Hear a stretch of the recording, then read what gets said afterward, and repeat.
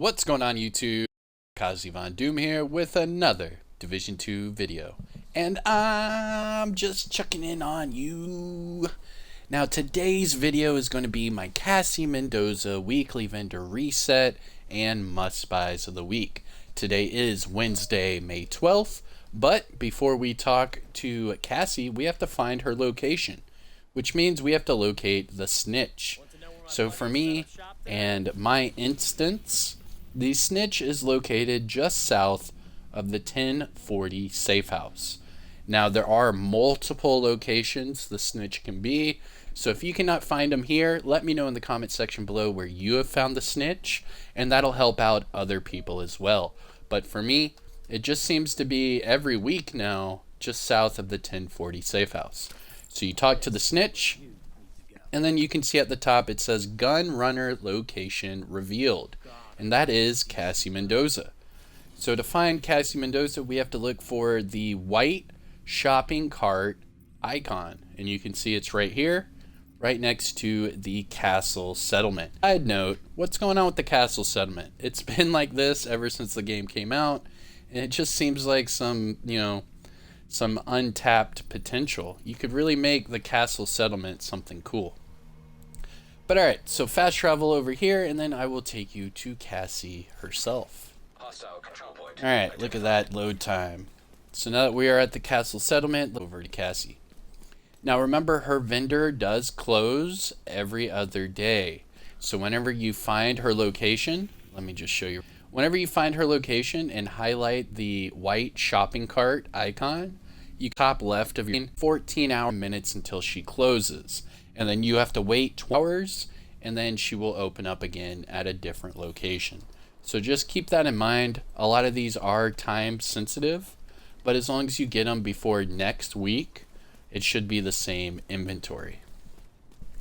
But alright, so all we have to do is run down this little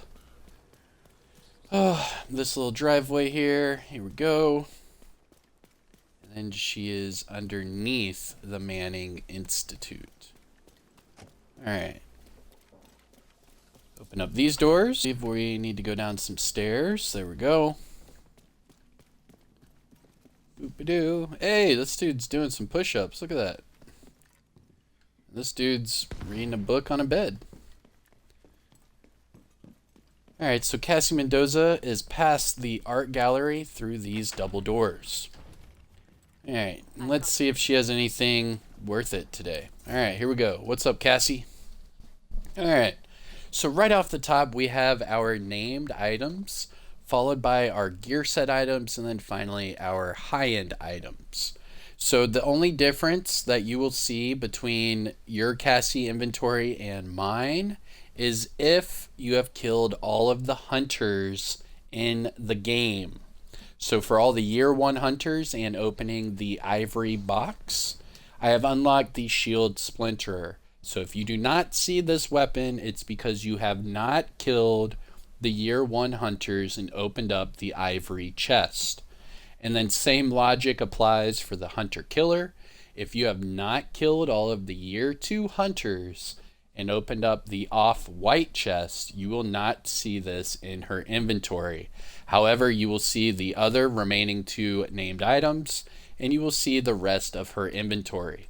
So just remember, if you're in the comments and you're saying, I don't see these 2 items, they must be different. They are not different. The problem is you have not killed the hunters and you have not opened up those boxes. So don't try to tell everyone that they're different for different people. They're not. The only thing that changes is if you have killed the hunters or not. Alright, so with that disclaimer out of the way, let's get back to it. So the first one up is the Baker's Dozen. This is the named M1A with perfect lucky shot. It comes with swap speed. Next up is F's chest piece. This one comes with breakable, and it does repair 100% of your armor when it's all depleted. However, remember, if you switch it over to PvE, it's going to be dramatically lowered. Let's see if I can do that real quick. Let's see if that'll work. 55%. So you can see now that I switched over to PvE, it says 55%. So just remember that the differences between PvE and PvP. Alright, so F's chest piece. This one comes with max armor, so that's pretty good, and nearly max explosive resistance. I, myself, am actually going to pick this one up because I think I could switch over the health to, like, say, hazard protection, and then just have, like, a super tanky shotgun build. That wouldn't be too bad. Alright, next up, Shield Splinterer. This is your named F2000 AR, and it comes with Perfect Optimist.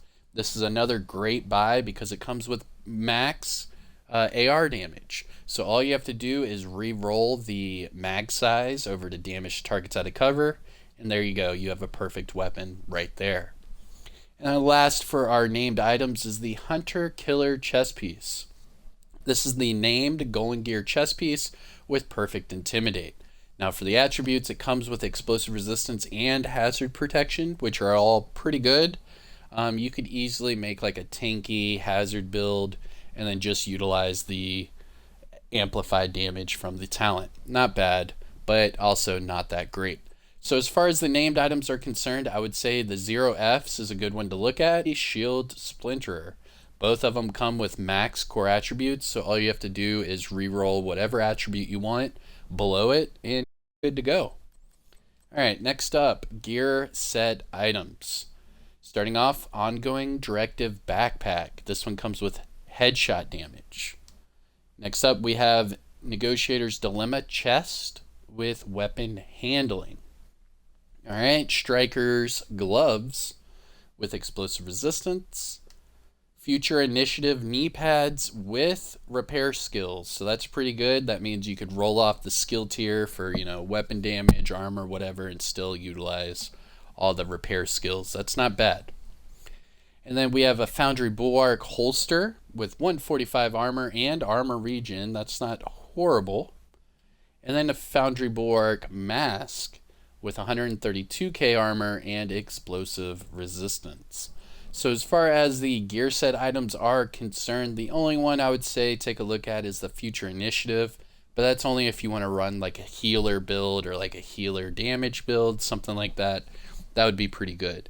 These Foundry pieces aren't bad, but the rolls are really low. So unless you want to spend, a few days optimizing it, go for it. You could get some really good pieces out of this, but I would pass and just wait for something better.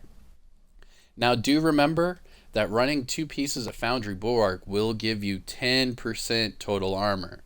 So that's, the equivalent of running,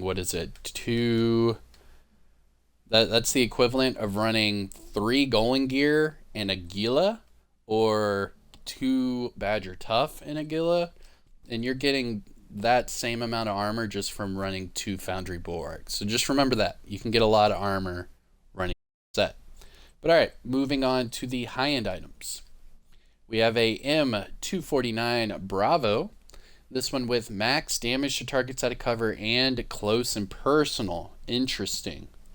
So this weapon is a really low rate of fire, so it only has 564 RPMs. However, it has a crazy high base damage. So maxing out the LMG damage on this one with damage to targets out of cover, you could re-roll the rate of fire off for, say, damage to armor. And then as soon as you get that close and personal to proc, it's off to the races. You're going to have a 30% weapon damage proc on top of all that. It could be pretty good. I don't know.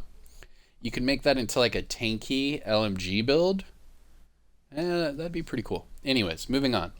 SR1, this is a sniper rifle with reformation and stability. It does have max headshot damage, so if you need that for your recalibration library, check it out. Grupo Sombra chest piece with tag team and max skill damage. No thank you. Wyvernware mask with skill damage and health. This is a good one. You could switch off the health for, say, skill haste, and boom, there's your skill build right there. Or you could switch off the health for, say, status effects, and then you could run like a skill damage status effects build. That would be pretty strong. There's a few ways you could rock that. With it already having skill damage on there, that is good for you. So you can change the health for whatever you want, and then just optimize the skill damage to where you want it. All right, and then the two mods, we have a blind def resistance 8.7, and then a drone scan range of 8.8. So as far as the high-end items are concerned, there's really nothing here that screams must buy me now. However, I mean, there's a few of these that are interesting, to say the least. I mean, you could easily put the damage to targets at a cover from this LMG in your recalibration library. Same logic goes with the sniper and the max headshot damage and the max skill damage and the chest piece. Now, you could roll the Wyvern wear to make it for a pretty good skill build, but that's up to you. I wouldn't really recommend any of those myself. Now, as far as the gear set items, again, I don't really recommend any of these, but that future initiative with the repair skills isn't bad. Named items, the 0Fs is a good one to look for, and the shield splinterer. Both of these are pretty good pickups. But alright, I am Kamikazevondoom. This was your Cassie Mendoza weekly vendor reset and must buys. It is May 12th. And yeah, hope you guys have a good day. Don't forget to support the channel by hitting that like, subscribe for more content, and hit me up in the comment section. Let me know what you think. I'm always down to start a dialogue. But alright, Kamikazevondoom. See you in the next one. Peace.